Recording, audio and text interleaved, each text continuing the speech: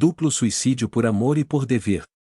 Um jornal de 13 de junho de 1862 narrava o seguinte: a senhorita Palmiri, modista, morava em casa de seus pais, possuía uma aparência encantadora a qual se juntava o mais amável caráter, ou assim, com insistência era pedida em casamento.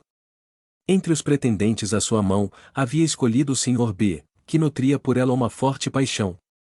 Entretanto, embora amando-o muito, ela acreditou que devia, por respeito filial, submeter-se ao desejo dos seus pais casando-se com o Sr. D, cuja posição social lhes parecia mais vantajosa que a do seu rival.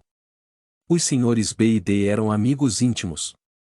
Ainda que não tivessem, um com o outro, nenhuma relação de interesse, não deixavam de se ver. O amor mútuo de B e de Palmiri, transformado em Sra. D, de forma alguma diminuíra, e, como os dois se esforçavam em reprimi-lo, ele aumentava em razão da própria violência que lhe era feita. Para tentar extinguir aquele sentimento, B toma a decisão de se casar. Desposou uma jovem que possuía eminentes qualidades, e fez tudo o que lhe foi possível para amá-la, porém, não demorou para perceber que esse gesto heróico era inútil para curá-lo. Contudo, durante 4 anos, nem B nem a Sra. D faltaram aos seus deveres. O que eles sofreram não se poderia definir, porque D, que estimava verdadeiramente seu amigo, chamava-o sempre para sua casa e quando B queria retirar-se, ele o constrangia a ficar. Um dia, os dois amantes ficaram próximos um do outro por uma circunstância imprevista que não haviam procurado, falaram do seu estado de espírito, e concordaram ao pensar que a morte era o único remédio para os males que sofriam. Resolveram morrer juntos, e realizarem o seu projeto na manhã seguinte, pois o Sr. D devia estar ausente de sua casa uma grande parte do dia. Após haverem feito seus últimos preparativos, escreveram uma longa e comovente carta explicando que a razão para escolherem a morte foi a de não faltarem aos seus deveres. A carta terminava com um pedido de perdão e o pedido para ficarem juntos no mesmo túmulo.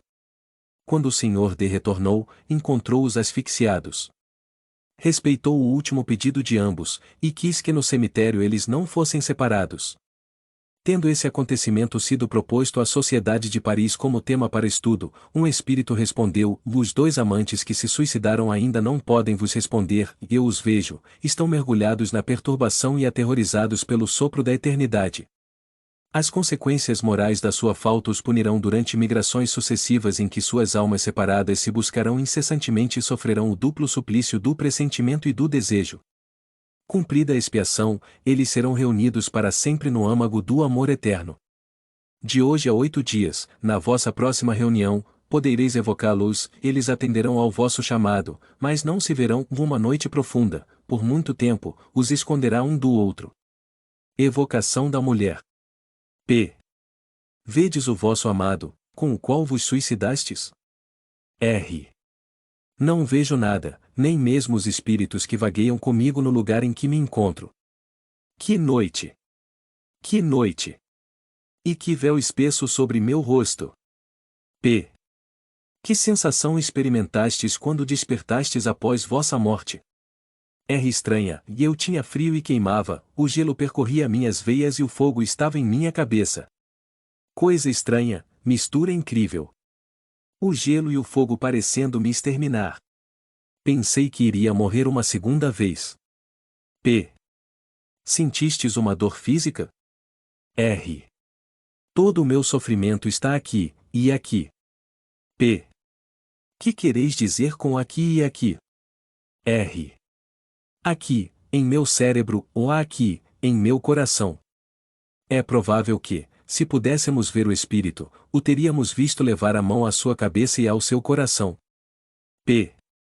Julgais que ficareis sempre nessa situação? R.O. Sempre, sempre. Às vezes ouço risos infernais, vozes horríveis que me gritam estas palavras, e sempre assim. P. Muito bem, nós podemos vos dizer com toda segurança que não será sempre assim, ao vos arrependerdes obtereis vosso perdão. R. Que dissestes? Eu não ouço. P.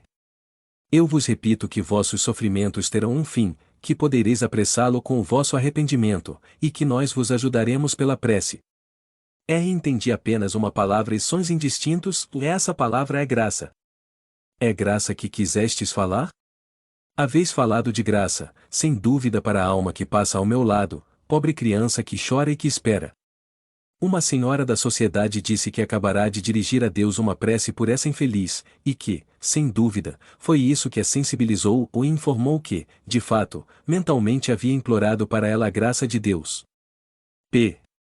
Dissestes que estais nas trevas, é porque não nos vedes? R. Permitem-me entender algumas palavras que pronunciastes, mas vejo apenas um crepe 178 negro sobre o qual se desenha, em certas horas, uma cabeça que chora. P. Se não vedes vosso amado, não sentis sua presença perto de vós, já que ele está aqui? R.A.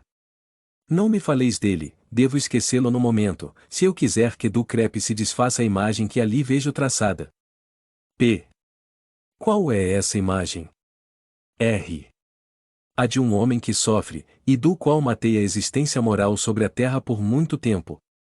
Lendo essa narrativa, de início fica-se disposto a encontrar circunstâncias atenuantes neste suicídio, a olhá-lo mesmo como um ato heróico, porquanto foi provocado pelo sentimento do dever. Vê-se que ele foi julgado de forma diferente, e que a pena dos culpados será longa e terrível por terem se refugiado voluntariamente na morte para fugirem da luta. A intenção de não faltar ao seu dever era digna, sem dúvida, e ela será considerada mais tarde, mas o verdadeiro mérito teria consistido em vencer o arrebatamento enquanto que eles fizeram como o desertor que se afasta no momento do perigo. A pena dos dois culpados consistirá, como se vê, em se procurarem durante muito tempo sem se encontrarem, seja no mundo dos espíritos, seja em outras encarnações terrestres, ou momentaneamente essa pena está agravada pela ideia de que seu estado presente deve durar para sempre. Com esse pensamento fazendo parte do castigo, não lhes foi permitido ouvir as palavras de esperança que lhes foram dirigidas. Aqueles que achariam essa pena muito terrível e muito longa, principalmente se ela deve acabar somente após muitas encarnações, diremos que sua duração não é absoluta e que ela dependerá da maneira como suportarão suas futuras provas, no que se pode ajudá-los através da prece. Eles serão, como todos os espíritos culpados, os árbitros do seu próprio destino. Isso, entretanto, ainda não é melhor que a danação eterna, sem esperança, a qual eles estão irrevogavelmente condenados segundo a doutrina da Igreja que os vê de tal modo consagrados para sempre ao inferno que lhes recusa as últimas preces, sem dúvida como inúteis. Este audiolivro representa uma contribuição para aquelas pessoas que necessitam, como é o caso dos deficientes visuais, os deficientes auditivos, pessoas acamadas que se encontram em hospitais e clínicas, e como forma de acesso e divulgação da doutrina espírita, para que todos lembrem-se de valorizar e reconhecer o trabalho do autor adquirindo suas obras. Por favor, não esqueça de deixar o seu like, inscreva em nosso canal e compartilhe, para que possamos melhorar e seguir publicando. A caridade é o caminho para a evolução. Muito obrigada, que a paz do nosso Mestre Jesus esteja com todos vocês e seus familiares.